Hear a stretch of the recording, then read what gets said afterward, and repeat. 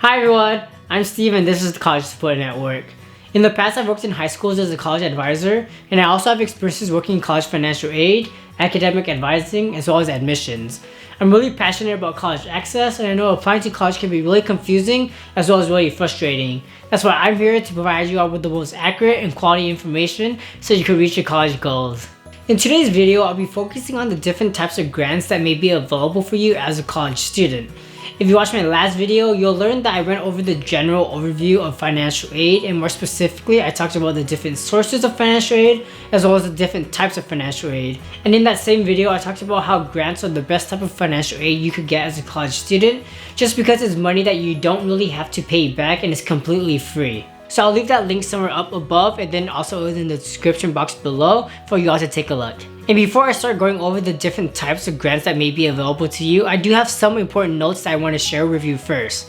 The very first thing is, as always, I am not a financial aid advisor, nor do I work in a financial aid office. So this video isn't meant for me to tell you exactly which grants to apply for, how you can apply for every single one of them, which ones are best for you, just because it really depends on the student and it depends on the school that you're going to. This video will provide you all with general information about grants that you can all use to make really good decisions and make really informed decisions about your college career. The second thing is, to make this video a little bit more easier to follow along, I'll be answering 4 different things as I go through different grant programs. The very first question I'm going to answer is, what exactly is the grant that I'm talking about?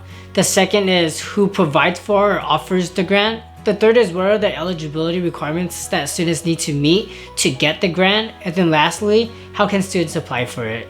And the third and final thing to know is that if you find anything in this video useful at all, please go ahead and like it and then share it with any friends that may benefit from it.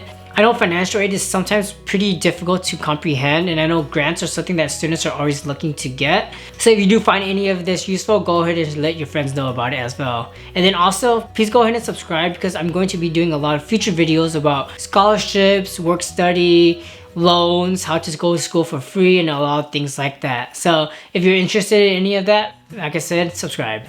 And with all that being said, let's get started.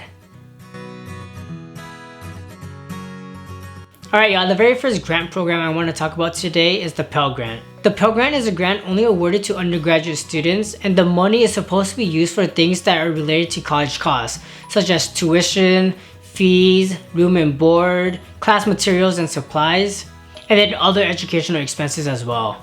And as you learned in the last video, because it's a grant, you don't actually end up having to pay back any of that money unless you fall under very specific circumstances or cases, such as withdrawing from school in the middle of the semester or quarter, or failing all your classes and then withdrawing, things like that. Just like everything else that I'm going to mention today, for the most part, you don't actually have to repay your grants. For the 2020 to 2021 academic school year, the maximum amount you can get for the Pell Grant is around $6,345. However, it is important to note that not all students is going to get the maximum amount. It really depends on a lot of things, such as your expected family contribution, or EFC, whether you're a full-time or part-time student, and the school or college that you plan on enrolling in. For students that don't know what expected family contribution, or EFC, is, it's totally fine. The majority of students and even some school advisors and other people actually don't even know what it is either. It's pretty confusing, but at its most basic level, EFC is just an index that different financial aid offices use to determine how much financial aid you're going to need to go to school at their college. Like I mentioned already, this is just a very basic and foundational definition of what EFC really is. I know a lot of financial aid officers are going to have different definitions as well as different explanations for what EFC is, so I'll also leave links in the description box below for any articles or any resources I use to learn more about this video. So if you're interested in learning more about EFC or anything else I talk about, make sure to look down below. Next, for the students that aren't aware, the Pell Grant is a federally funded program, so it's not something that you can get from your state governments, and it's not something that's offered by the college or private organizations that you might be associated with. To be eligible for the Pell Grant, you do have to meet a lot of different criteria. To prevent this video from just being way too long, I'll go ahead and share some of the criteria or eligibility on the screen right now, so you can go ahead and pause and just read through it if you'd like. For me, the biggest takeaway for the Pell Grant in terms of eligibility is that you do need to demonstrate financial need, and this is where your EFC is going to come into play, right? Next, you do have to be a US citizen or an eligible non-citizen. And then you also need to be accepted or enrolled in an eligible degree program.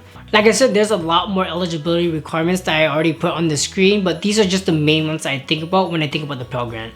And the last thing I want to know about eligibility for the Pell Grant is just like a lot of other grants and scholarships and other things that you apply for financial aid, it's something that you actually have to do every single academic year. So how do you actually apply for the Pell Grant?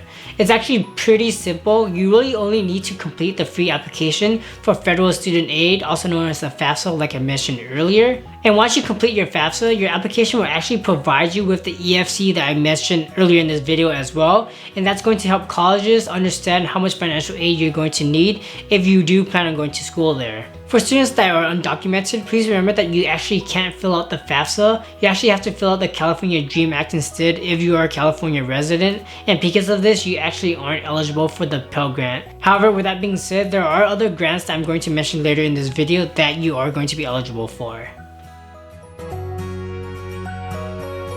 Alright y'all, the next grant I want to go over is the Federal Supplemental Educational Opportunity Grant, also known as the FSEOG.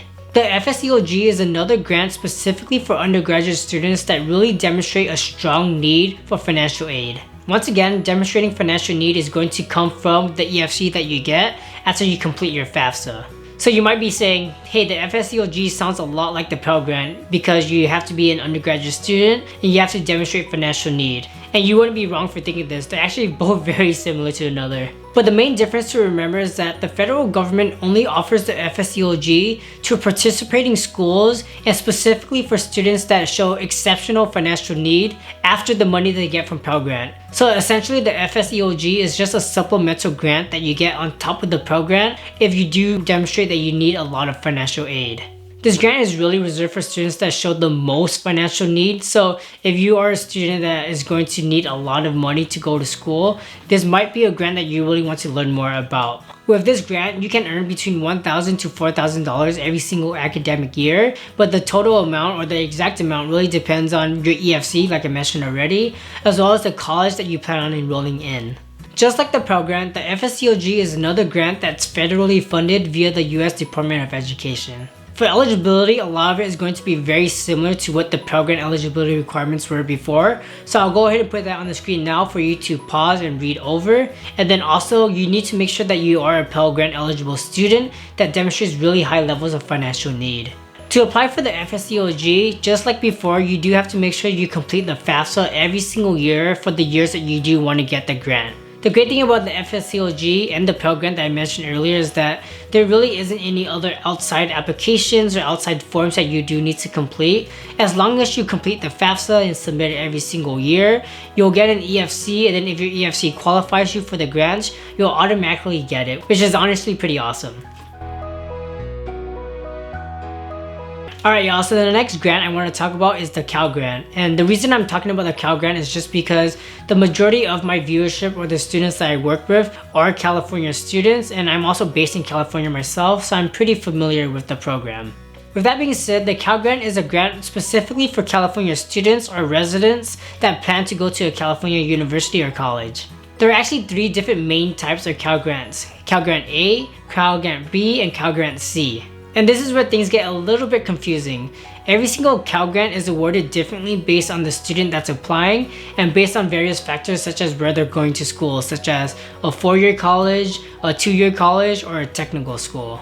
And even more confusing, if you're going to a 4-year college, it also depends on the college you're going to, such as a UC, a Cal State, or a private college. And it also depends on if you plan on living on campus or off campus. Like I said, this all sounds really confusing, and I don't blame you all if you're pretty lost right now. But the great thing about the Cal Grant is all you really need to do is apply for the FAFSA or the California DREAM Act, and you don't really have to decide which Cal Grant you want, just because based on the information you provide on these applications, you'll actually be told or you'll actually be given the specific Cal Grant that's going to help you the most. Because the Cal Grant is a state-funded program, it's provided by the California state government, and more specifically is offered by the California Student Aid Commission, also known as CSAC. Just like the other grants I mentioned before, there's a pretty long list of eligibility requirements that you do need to meet before you are able to get the Cal Grant, so I'll leave that information here on the screen right now so you can all pause and take a look.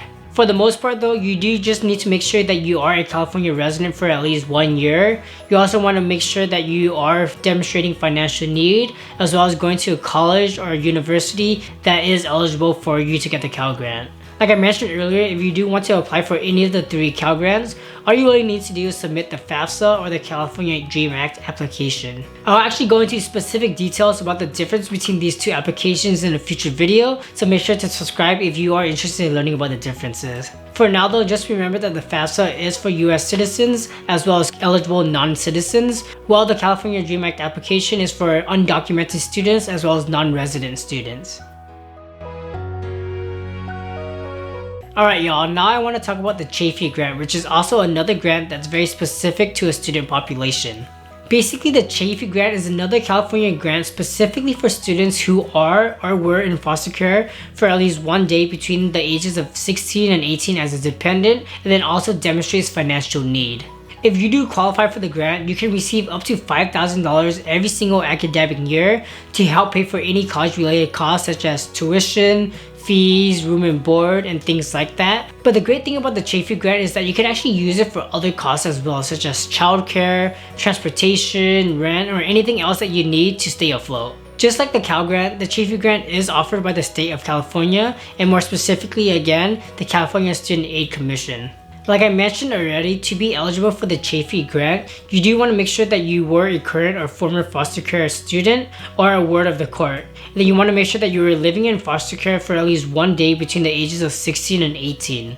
And just like a lot of the other grants I mentioned today already, you do need to make sure that you're enrolling in a qualifying school or university or college. You need to also make sure that you demonstrate financial need as well. To apply for the Chafee Grant, you want to make sure every single academic year, once again, that you're applying for and submitting the FAFSA or the California Dream Act. However, on top of this, for the Chafee Grant, you also want to make sure that you complete the California Chafee Grant application, which is something that's totally separate from both of the applications that I just mentioned. I'll go ahead and leave information on the screen now about where you can actually go to find this application. The application itself isn't too long, but you want to make sure that you do complete this if you want to be eligible. Alright y'all, the very last grant I want to talk about today is institutional grants.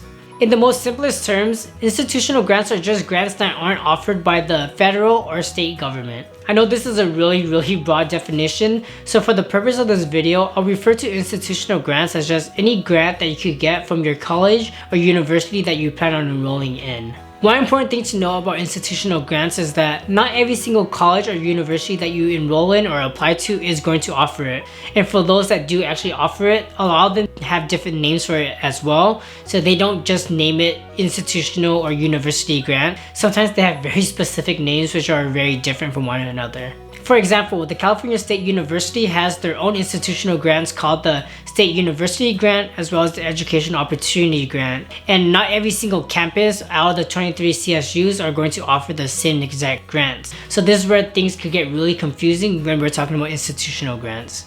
And I know some University of California campuses, also known as the UCs, have their own institutional grants as well. Some of them will just call it the University Grant, but I know some schools like to put their name in front of it and call it the UCI Grant or UCSD Grant or whatever grant they want to put in front of it. The point I'm trying to get at here is that every single college and university is going to be a little bit different. Some will offer it, some won't. Some will offer it but have different eligibility requirements or award types and things like that. So it's really important for you all to do your own research to, contact the financial aid offices at the different schools you want to apply to or enroll in, and then just ask about the different types of grants that they may offer you. And to answer the second question, as the name suggests, institutional grants are offered by the school, college, or university that you're applying to. So what exactly are the eligibility requirements? Like I mentioned already, they all work independently of one another, so the requirements or eligibility for each one is going to be a little bit different from one another. With that being said though, I would make one generalization and say that a lot of institutional grants are really going to be dependent on financial need, and this is going to come from your EFC that you get from the FAFSA or the California Dream Act. And this actually leads to my very last question about how you can actually apply to institutional grants. Just like a lot of the grants I mentioned earlier, all you really need to do is complete the FAFSA or the California Dream Act every single year, and that's all you really need to actually apply to some institutional grants. Obviously, some schools are going to be a little bit different where you have to submit another application, but for the most part, and from what I've seen usually, most schools will just require you to complete one of those applications. One thing to note though is that for some private schools, if you do want to get institutional grants or just financial aid at all, you do need to complete the CSS profile, which is honestly just another financial aid application that you do have to complete to get financial aid. So I know this sounds really confusing. I'll actually do a video about this in the future as well, so make sure to stay tuned for that. Alright y'all, that's all the content I have for today's video. If I forgot to mention a specific grant, or maybe I misspoke about one of the grants I talked about in today's video, feel free to let me know in the comments below. Also, if you're interested in learning more about different loans, work study, scholarships, how to go to school for free, the difference between the FAFSA and California Dream Act and anything like that, make sure to subscribe because I'm doing a lot of videos about these different topics in the month of December as well as January. And as always, before I let you go, I do have one question for you. And the question is, have you started on your FAFSA or California Dream Act yet? If yes, how was it? If not, why haven't you started? Feel free to leave any questions or comments or anything related to that down below. And with all that being said, that's all I have for today. You could have been doing anything else, but you spent time here with me learning about college, and more specifically, the different grant programs that are available to you. I think that's super awesome. As always, thumbs if you learned and subs if you loved. Take care, y'all.